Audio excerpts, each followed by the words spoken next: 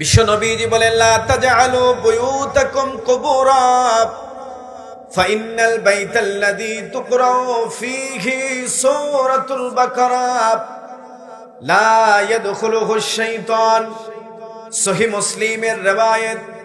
নবীজি বলেন, আমি নবীজির পক্ষ থেকে মেসেজটি আমার উম্মতদেরকে দিয়ে দাও, লা তাজআলু বুয়ুতাকুম কুবুরা, তোমরা তোমাদের ঘরগুলোকে কবরে পরিণত করবা না। ফাইন্নাল বাইতাল্লাযী তুকরাউ ফীহি সূরাতুল বাকারা, যে ঘরের ভিতরে সূরা বাকারা পড়া হয়, লা ইয়াদখুলুহুশ শাইতান, সেই ঘরের ভিতরে শয়তান প্রবেশ করতে পারে না। এজন্য আমরা বেশি বেশি করে সূরা বাকারা পড়ব, বেশি বেশি সূরা বাকারা পড়ব। সূরা বাকারার প্রথম কয়েকটি আয়াত পড়ব, যদি পুরোপুরি নাও পড়তে পারি, যেহেতু অনেক বড় সূরা, প্রথম কয়েকটি আয়াত পড়ব, এরপরে আয়াতুল কুরসি পড়ব, কিছু আয়াত পড়ব, তারপরে একেবারে শেষের দিকে 3টি আয়াতে কারিমা পড়ব। যে ঘরের ভিতরে পড়া হবে লা ইয়াদখুলুহুশ শাইতান, সেই ঘর থেকে শয়তান পালিয়ে যাবে, সেই ঘরের ভিতরে শয়তান প্রবেশ করতে পারবে না। আমরা যখন নতুন বাড়িতে উঠব, সেই ঘরের ভিতরে সূরা বাকারা পড়ব। সূরা ইয়াসিন পড়লেও পড়তে পারি, কিন্তু সূরা বাকারা পড়ব, কারণ নবীজি বলছেন, যেই ঘরের ভিতরে সূরা বাকারা পড়া হয়, সেই ঘর থেকে শয়তান পালিয়ে যায়, সেই ঘরের ভিতরে শয়তান থাকতে পারে না। যুবক ভাই আমার, বলেন তো, জবান খুলে বলেন, সূরা বাকারার উপরে আমল করা যাবে তো ইনশাআল্লাহ? জবান খুলে বলি ইনশাআল্লাহ। আল্লাহ কবুল করুক, সকলে বলি আমিন। এত ফজিলতপূর্ণ একটা সূরা সূরা বাকারা। এই সূরাটির নামকরণ করা হয়েছে গাভী দিয়ে। কি দিয়ে? গাভী দিয়ে। কেন গাভী দিয়ে নামকরণ করা হয়েছে? এই আয়াতে কারিমা আমি তেলাওয়াত করেছি। বনি ইসরাইলের ভিতরে একজন ব্যক্তি ছিল, যার নাম আলিম। কি নাম? আলিম। অনেক সম্পদের মালিক ছিল আলিম। আলিমের উত্তরাধিকার সূত্রে কেউ ছিল না। মুফাসসিরিনে কেরাম লেখেন, তাফসিরে কাবীর, তাফসিরে হক্কানি, তাফসির ইবনে কাসিরের ভিতরে এসেছে। কিন্তু তার এক ভাতিজা ছিল। ভাতিজা খুব জালেম, শয়তান প্রকৃতির। ভাতিজা মনে মনে ভাবলেন, আমার চাচার ইন্তেকালের পরে আমি তো সব সম্পদের মালিক হব, কিন্তু এতদিন আর অপেক্ষা করার আমার প্রয়োজন নেই। একদিন রাতের অন্ধকারে চাচারে হত্যা করেছে। চাচারে হত্যা করার পরে গ্রামের এক বাড়ির দরওয়াজার সামনে চাচার মৃত দেহটা রেখে দেয়। আলিম নামক ব্যক্তির দেহ এক অপর মানুষের বাড়ির দরওয়াজার সামনে রেখে দেওয়া হলো। পরের দিন সকালবেলা ভাতিজা ডাক দিয়া বলে, আমার চাচারে খুঁজে পাওয়া যায় না। সে নিজেই চাচারে হত্যা করেছে। কয়েকজন মানুষকে নিয়ে বের হয়েছে, চাচার দেহ কোথায় পাওয়া যায়। খুঁজতে খুঁজতে যেখানে সে রেখেছে সেই বাড়ির দরওয়াজার সামনে দাঁড়িয়েছে। মানুষটি তখনও ঘুমিয়েছিল, ঘুম থেকে জাগ্রত হয় নাই। কিন্তু এই ভাতিজা নামক সে জালেম কয়েকজন মানুষকে নিয়ে এসে এই জায়গার ভিতরে হইচই শুরু করলো। আমার চাচার দেহ এখানে কেন? এমন ভাবে হট্টগোল শুরু করেছে। বাড়ির মানুষটির ঘুম ভেঙে যায়। ঘুম থেকে জাগ্রত হওয়ার পরে তিনি পাগল পাড়া অস্থির হয়ে গেলেন। তারে ডাক দিয়ে বলা হলো, তুমি কেন এই মানুষটারে হত্যা করেছ? মানুষটি ডাক দিয়ে বলে, ওয়াল্লাহি, আল্লাহর কসম, আমি হত্যাকাণ্ড সম্পর্কে আমার কোনো জানা নাই, আমার কোনো ধারণাও নাই। আমি তারে কেমনে হত্যা করলাম? আমি তো রাতের ভিতরে ঘুমিয়ে ঘুমিয়ে আমার সময়টা পার করে দিলাম। গত 15 বছরে আমরা দেখেছি কত মানুষ শুধুমাত্র ইসলামের কথা বলার কারণে অন্যায়ভাবে মিথ্যা মামলা দেওয়া হয়েছে, ঠিক কিনা? এরকম গত 15 বছরে জালেমদের অত্যাচার আমরা দেখেছি। অন্যায়ভাবে মানুষের বিরুদ্ধে মিথ্যা তহমত দিয়ে কোর্টে মামলা করেছিল। এদের বিচার বাংলার জমিনে হবে ইনশাআল্লাহ। জবান খুলে বলি ইনশাআল্লাহ। অন্যায়ভাবে মানুষের বিরুদ্ধে মিথ্যা তহমত দেওয়া এটা চূড়ান্ত পর্যায়ের অপরাধ। মুসা কালিমুল্লাহর জামানায় চাচারে অন্যায়ভাবে হত্যা করার পরে ভাতিজা ডাক দিয়া বলে, এই মানুষটা আমার চাচারে হত্যা করেছে। মানুষটি কেঁদে কেঁদে বলে, না না, আমি হত্যার ভিতরে আমার কোনো সম্পর্ক নাই, আমি ঘটনার সম্পর্কে আমার কোনো জানা নাই, আমার কোনো ধারণাও নাই, আমি কেন তারে হত্যা করব? না, আমি তারে হত্যা করি নাই। দুই গ্রুপে, দুই দলে বিভক্ত হয়ে গেল। একদল মুসা আলাইহিস সালামের কাছে এসেছে। মুসা আলাইহিস সালাম ডাক দিয়া বলে, মুসা, ওয়াইদ ক্বালা মুসা লিকাওমিহি ইন্নাল্লাহা ইয়ামুরুকুম আন তাযবাহু বাকারা। আল্লাহু আকবার। ওয়াইদ ক্বালা, তারা বলল, ওয়াইদ ক্বালা মুসা লিকাওমিহি, তারা বলল মুসা আলাইহিস সালামের কাছে, মুসা লিকাওমিহি, মুসা তার সম্প্রদায়ের উদ্দেশ্যে বললেন, ইন্নাল্লাহা ইয়ামুরুকুম আন তাযবাহু বাকারা। তারা মুসা আলাইহিস সালামের কাছে এসে বলল, মুসা, তুমি আল্লাহর কাছে বলো এই ঘটনার সঠিক কে তারে হত্যা করেছে, ঘাতকের পরিচয় আমরা জানতে চাই। আমার আল্লাহ মুসা আলাইহিস সালাম রে বললেন, ইন্নাল্লাহা ইয়ামুরুকুম আন তাযবাহু বাকারা। আমার আল্লাহ ডাক দিয়া বলে, মুসা, তুমি ওদেরকে বলে দাও ওরা যেন একটা গরু জবাই করে, গরুর গোশত মৃত ব্যক্তির শরীরে লাগানো মাত্র মৃত ব্যক্তি জীবিত হয়ে বলবে কে তারে হত্যা করেছে। মুসা আলাইহিস সালাম বললেন, গরু জবাই করো। গরু জবাইয়ের অর্ডার দিয়েছেন আল্লাহ। ওরা ডাক দিয়া বলে, মুসা, হত্যাকারীর পরিচয় জানতে চাই, গরু জবাইয়ের প্রশ্ন কেন আসবে? মুসা আলাইহিস সালাম রে প্রক্ষান্তরে প্রশ্ন করে বসলেন। ক্বালু আতাত্তাখিজুনা হুজওয়া, এ মুসা, তুমি কি আমাদের সাথে উপহাস করতেছো? হুজওয়া মানে উপহাস করা, তুমি কি আমাদেরকে ইগনোর করতেছো?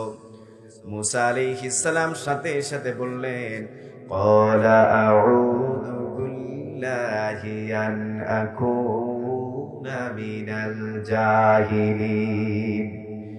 মুসা আলাইহিস সালাম বললেন, ক্বালা আউযু বিল্লাহি আন আকুনা মিনাল জাহিলিন।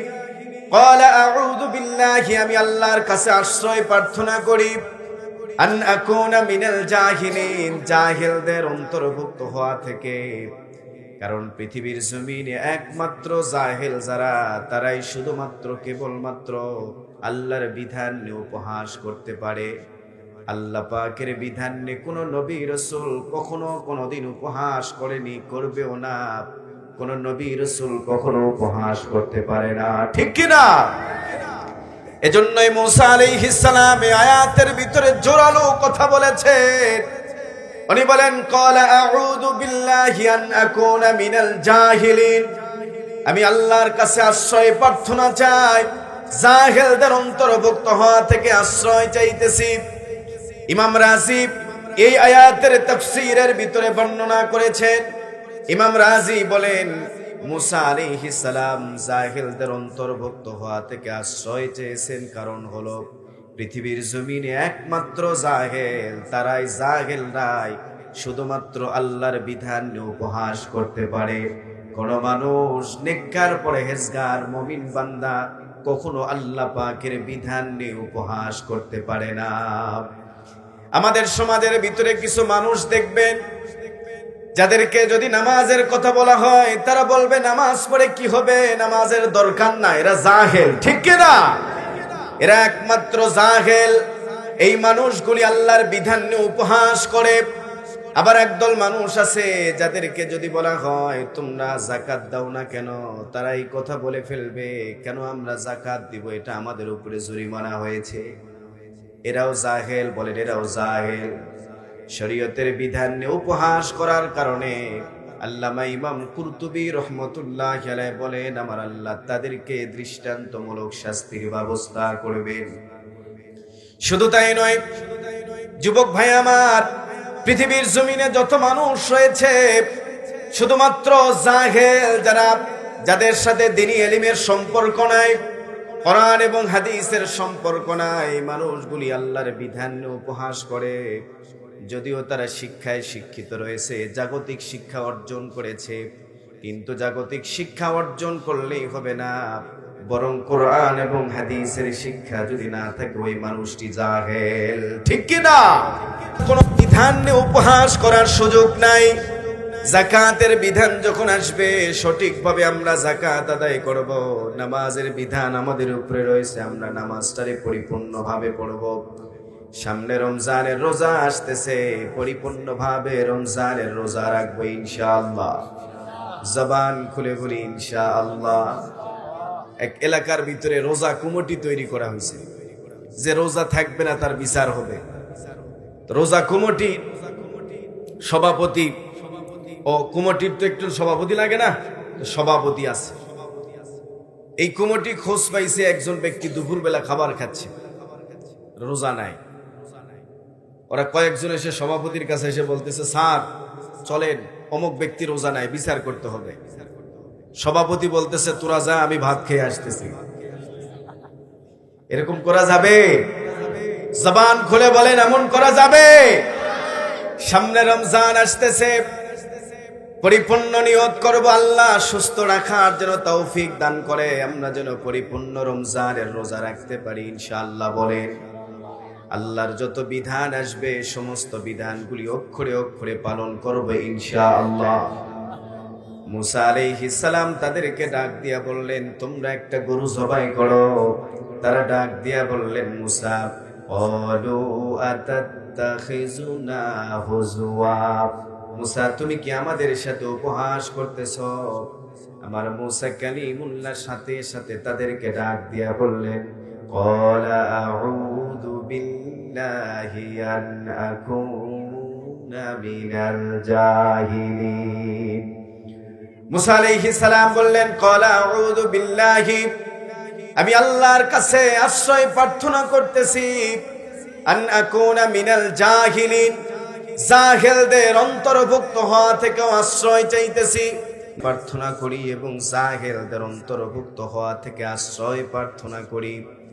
মুসা আলাইহিস সালামের এই বক্তব্য শোনার পরে ওই মানুষগুলি অবাক হয়ে গেলেন, ডাক দিয়া বললেন, মুসা যদি এমন হয়ে থাকে, যদি আল্লাহর হুকুম হয়ে থাকে, যদি আল্লাহ হুকুম দিয়ে থাকে, তাহলে তুমি আল্লাহর কাছে বলো, আল্লাহর কাছে বলে দাও। ক্বালু দু'উ লানা রাব্বাকা ইউবাইয়িন লানা মা হি, ডাক দিয়া বলে, মুসা তুমি আল্লাহর কাছে বলো গরুটা কেমন হবে। আমার আল্লাহ মুসা আলাইহিস সালাম রে ডাক দিয়া বলে, মুসা তুমি ওদেরকে জানিয়ে দাও, ক্বালা ইন্নাহু ইয়াকুলু ইন্নাহা বাকারাতুন লা ফারিদুন ওয়ালা বিকুরুন আওয়ানুম বাইনা যালিক ফাফআলু মা তু'মারুন। আল্লাহ পাক ডাক দিয়া বলে, মুসা তুমি ওদেরকে জানিয়ে দাও গরুটা এমন হবে যে গরু একেবারে বেশি বয়সের হবে না, কম বয়সের হবে না, একেবারে মাঝামাঝি বয়সের হবে। ফাফআলু মা তু'মারুন, অতএব আল্লাহ যে আদেশ করেছে তোমরা সে আদেশটা পালন করো।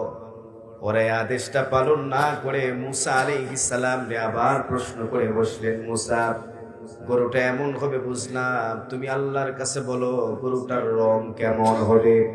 আমার আল্লাহ ডাক দিয়া বলে, মুসা তারা এই কথা বললেন গরুটার রং কেমন হবে। ক্বালু দু'উ লানা রাব্বাকা ইউবাইয়িন লানা মা লাউনুহা, তারা মুসা আলাইহিস সালাম রে ডাক দিয়া বলে, মুসা ক্বালু দু'উ লানা রাব্বাকা ইউবাইয়িন লানা, ক্বালু দু'উ লানা রাব্বাকা ইউবাইয়িন লানা মা লাউনুহা, তুমি আল্লাহর কাছে বলো গরুটার রং কেমন হবে। মুসা আলাইহিস সালাম রে আমার আল্লাহ ডাক দিয়া বলে, ওরা যখন প্রশ্ন করেছে আমি আল্লাহ তাদেরকে শক্ত একটা শর্ত লাগিয়ে দিলাম।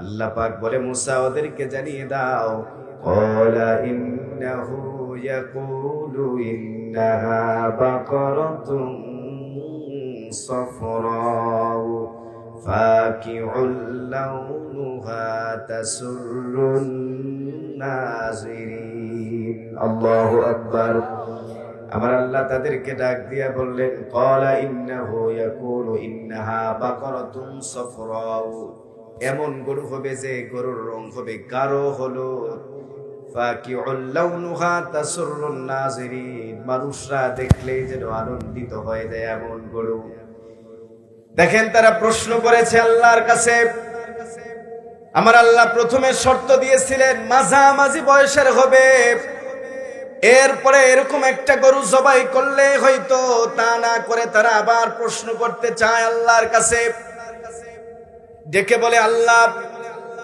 রব্বুল আলামিন ও আসমানের মালিক আল্লাহ তাআলাকে প্রশ্ন করে বসলেন আল্লাহ গরুটার রং কেমন হবে আমার আল্লাহ শক্ত একটা আইন চালু করে দিলেন শক্ত একটা আইনের কথা তাদের মাঝে ছেড়ে দিলেন গরুটার রং হবে গাঢ় হলুদ কি হলুদ আচ্ছা বলেন তো গাঢ় হলুদ রঙের গরু আপনার এলাকায় প্রশ্ন করার কারণে জটিলতা বাড়লো না কমলো কারণ ওদের হৃদয় নোংরা ছিল হৃদয়টা নোংরা হওয়ার কারণে আমার আল্লাহ পাক তাদের উপরে কঠিন আইন নাজিল করলেন এজন্য হৃদয় স্বচ্ছ হওয়া দরকার যাদের হৃদয় স্বচ্ছ তারা আল্লাহর বিধান পালন করতে সময় নেবে না ঠিক কিনা বলেন হৃদয়টা পরিষ্কার হওয়ার দরকার আছে না নাই এই হৃদয়ের ব্যাপারে আমার আল্লাহ পাক বলেন ওয়াশ-শামসি ওয়া দুহাহা ওয়াশ-শাম সূর্যের কসম ওয়া দুহাহা সূর্যের আলোর কসম ওয়াল কমারি ইযা তালাহা এরপরে আয়াতে আমার আল্লাহ বলেন ওয়াল কমার চাঁদের কসম ইযা তালাহা যখন সূর্যের পরে আসে পরের আয়াতে আমার আল্লাহ আবার বলেন ওয়ান নাহারি ইযা জাল্লাহা ওয়ান নাহার দিনের কসম ইযা যখন জাল্লাহা সূর্যটারে উদ্ভাসিত করে ওয়াল লাইলি ইযা ইয়াগশাহা ওয়াল লাইলি রাতের কসম ইযা যখন ইয়াগশাহা সূর্যের আলোটারে হিডেন করে ফেলে অন্ধকারে আচ্ছন্ন হয়ে যাওয়ার কারণে পরের আয়াতে আমার আল্লাহ আবার বলতেছেন ওয়াস-সামাই ওয়া মা বানাহা ওয়াস-সামা আকাশগুলির কসম ওয়া মা বানাহা এবং যিনি আকাশ তৈরি করেছেন আল্লাহ পাক বলেন আমি আকাশ তৈরি করেছি আমি আমার কসম করতেছি ওয়াস-সামাই ওয়া মা বানাহা আসমানগুলির কসম আমি আল্লাহ বানাইছি আমি আমার কসম ওয়াল আরদি ওয়া মা তুহাহা ওয়াল আরদি জমিনের কসম ওয়া মা তুহাহা এবং জমিনের মালিক আমি আল্লাহ জমিনটারে বানাইছি আমি জমিনের কসম করতেছি এরপরে আমার আল্লাহ আবার বলেন ওয়া নাফসি ওয়া মা সাওয়াহা ওয়া নাফস এবং মানুষের কসম ওয়া মা সাওয়াহা এবং আমি আল্লাহ সুতা মাখারে তৈরি করেছি তার কসম ওয়া নাফসি ওয়া মা সাওয়াহা ফাআলহামাহা ফুজুরাহা ওয়া তাকওয়াহা ফাআলহামাহা অতঃপর তাকে জ্ঞান দেওয়া হয়েছে ফুজুরাহা ভালো মন্দের ওয়া তাকওয়াহা এবং তাকওয়া সম্পর্কে তার কসম এরপরের আয়াতে আমার আল্লাহ বলেন কদ আফলাহা মান যাক্কাহা কদ মানে নিশ্চয় আফলাহা মানে যে সফলতা অর্জন করলো মান যাক্কাহা যে তার হৃদয়টারে পরিষ্কার করলো এতগুলি জিনিসের কসম করার পরে আল্লাহ পাক বললেন প্রথমে বললেন সূর্যের কসম সূর্যের কিরণের কসম এরপরে বললেন চাঁদের কসম এরপরে বললেন দিনের কসম এরপরে বললেন রাতের কসম আসমানের কসম জমিনের কসম পাশাপাশি আল্লাহ বললেন আমি আমার নিজের কসম করে বললাম এরপরে সমস্ত মানুষের হৃদয়ের কসম করে বলেছেন পরের আয়াতে আমার আল্লাহ বলেন কদ আফলাহা মান যাক্কাহা কদ মানে অবশ্যই আফলাহা যে তার হৃদয়টারে পরিষ্কার করলো, মান যাক্কাহা যে তার হৃদয়টারে পরিষ্কার করলো, সে সফলতা অর্জন করলো। যার হৃদয় পরিষ্কার, এই মানুষগুলির ব্যাপারে আমার আল্লাহ বলেন ওয়াত্তিনি ওয়াস-সাইতুন ওয়া তুরি সিনিনা ওয়া হাদাল বালাদিল আমিন। আল্লাহু আকবার। আল্লাহ পাক বলেন ওয়াত্তিন, তিনের কসম, ওয়াজ-যাইতুন, যাইতুনের কসম। মুফাসসিরিনে কেরাম এই আয়াতের তাফসীর করতে গিয়া লিখেন, পৃথিবীর জমিনে সব থেকে বেশি তিন আর যাইতুন সব থেকে বেশি দেখা গিয়েছে ফিলিস্তিনের বুকে। এই ফিলিস্তিনের বুকে সব থেকে বেশি নবী আর রাসূল এসেছেন। এই দুইটা দামি জিনিসের কসম আমার আল্লাহ করেন ওয়াত্তিনি ওয়াস-সাইতুন। আল্লাহ বলেন ওয়াত্তিন, তিনের কসম, ওয়াস-সাইতুন, সাইতুনের কসম, ওয়া তুরি সিনিন, আমি তুরে সিনার কসম করে বললাম। ওই সিনা, ওই তুরে সিনা, যেই তুর পর্বতের ভিতরে মূসা কালিমুল্লাহ আল্লাহর সাথে কথোপকথন করেছেন। ওয়া হাদাল বালাদিল আমিন। আল্লাহ পাক বলেন আমি নিরাপদ নগরীর কসম করে বললাম। ওয়া হাদাল বালাদিল আমিন, নিরাপদ নগরীর কসম। পরের আয়াতে আমার আল্লাহ বললেন লাকাদ খালাকনাল ইনসানা ফি আহসানি তাকওয়িম। লাকাদ খালাকনা, আমি আল্লাহ অবশ্যই তৈরি করেছি, ইনসানা মানুষকে, আহসান মানে সুন্দর, তাকওয়িম মানে সুঠাম দেহের অধিকারী। আমি আল্লাহ মানুষকে অনেক সুন্দর করে তৈরি করেছি। কোন মানুষের ব্যাপারে বলেন? যেই মানুষের হৃদয়টা সুন্দর, যেই মানুষের হৃদয় পরিষ্কার পরিচ্ছন্ন, যেই মানুষের হৃদয় পরিষ্কার, সেই মানুষের ব্যাপারে আল্লাহ কয়েকটা জিনিসের কসম করে বললেন এই মানুষগুলি সুন্দর। যুবক ভাই আমার, এরপরের আয়াতে আমার আল্লাহ বলেন কদ আফলাহা মান যাক্কাহা। পরের আয়াতে আমার আল্লাহ বলেন ওয়া কদ খাবা মান দাসসাহা ওয়া কদ খাবা মান দাসসাহা। আমার আল্লাহ বললেন সে ব্যক্তি পরার্থ হয়ে গেল যেই মানুষ তার হৃদয়টারে পরিষ্কার করতে পারল না। ওই মানুষটা সমাজের ভিতরে অপমানিত। ওই দুই মানুষটা দুনিয়ার জমিনে ব্যর্থ, দুনিয়ার জমিনে ব্যর্থ, পরকালেও সেই মানুষটি ব্যর্থ। এজন্য হৃদয়টা পরিষ্কার করতে হবে, ঠিক কিনা? হৃদয় পরিষ্কার করব, হৃদয়ের ভিতরে আল্লাহর মহব্বত রাখবো, নবীজির মহব্বত রাখবো, জিহাদ ফি সাবিলিল্লাহর মহব্বত রাখবো। যাদের হৃদয় পরিষ্কার, তারা আল্লাহর হুকুম পালন করতে সামান্য পরিমাণ সময় নেবে না। আর যাদের হৃদয় অন্তরটা নাপাক হয়ে গেছে, ময়লায় জর্জরিত হয়ে গেছে, এই মানুষটি গুনাহগার, তারা আল্লাহর হুকুম পালন করতে পারবে না, আল্লাহর হুকুম পালন করতে চায়ও না। তারা আল্লাহ পাকের নাফরমানি করে। হাদিসের ভিতর আসছে মানুষ যখন আল্লাহর নাফরমানি করে, আমার আল্লাহ ওই মানুষটারে ডাক দিয়া বলে আমা কুনতা মা মাহিনা, তুই কি এক ফোঁটা নাপাক পানি ছিলি না? ফামান জালাকা দামা, কে তোরে রক্ত বানালো? ওয়াবাং জালাকা মুদগাব, কে তোরে রক্ত পিণ্ড বানালো? ওয়াবাং জালাকা ইজমা, কে তোরে বডি স্ট্রাকচারটা তৈরি করলো? ওয়াবাং কাসা আলাইহি লাহমা, তোরে বডি স্ট্রাকচারের ভিতরে এত সুন্দর করে গোশতের আবরণ দিয়ে এত সুন্দর আকৃতিটাকে করলো রে বান্দা। আল্লাহ পাক বলে বান্দা, কে তোরে এত সুন্দর করে তৈরি করে? হাল ইয়াতবিরু আলা যালিকা আহাদুন গায়রি, কোন মেশিন নাই, কোন মানুষ নাই। লা ইয়াকদিরু আলা যালিকা আহাদুন গায়রি, কেউ নাই রে বান্দা আমি আল্লাহ ছাড়া, ঠিক কি না?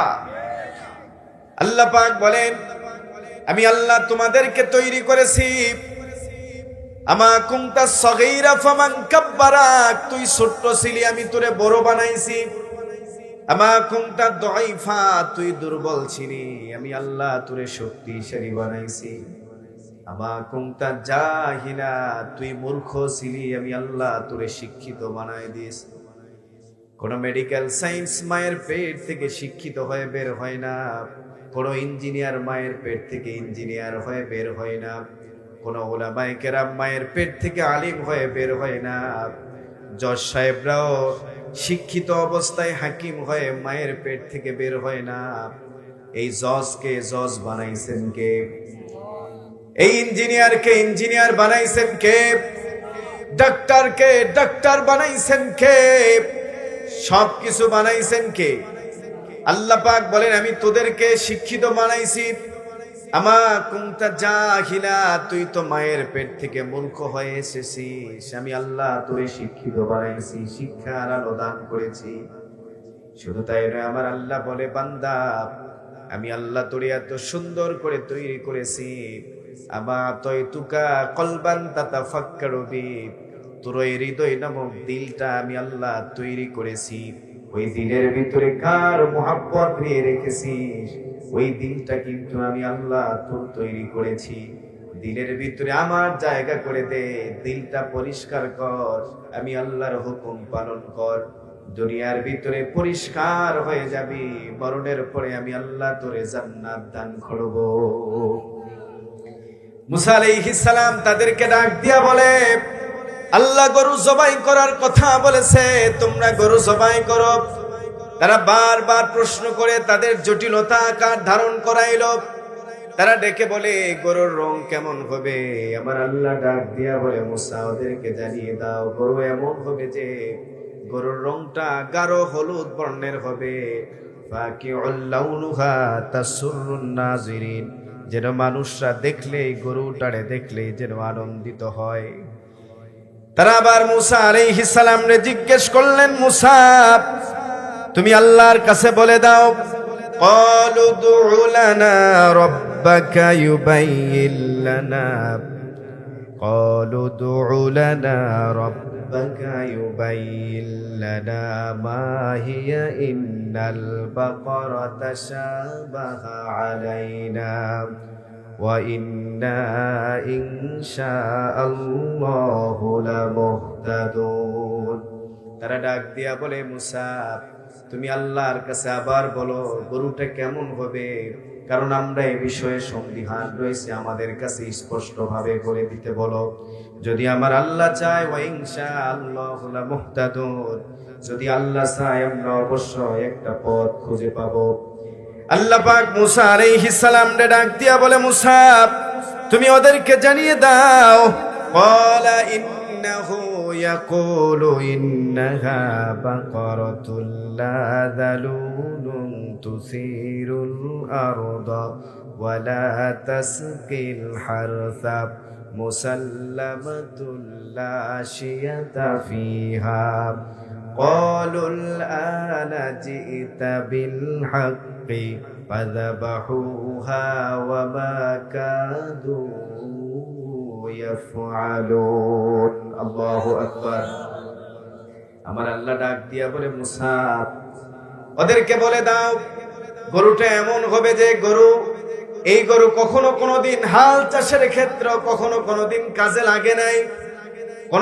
গরুটা এমন হবে যে এই গরু কখনো হাল চাষ অর্থাৎ জমিন কষার ক্ষেত্রেও কাজে লাগে নাই, লাগানো হয় নাই, পানি সেচের ক্ষেত্রেও কাজে লাগানো হয় নাই।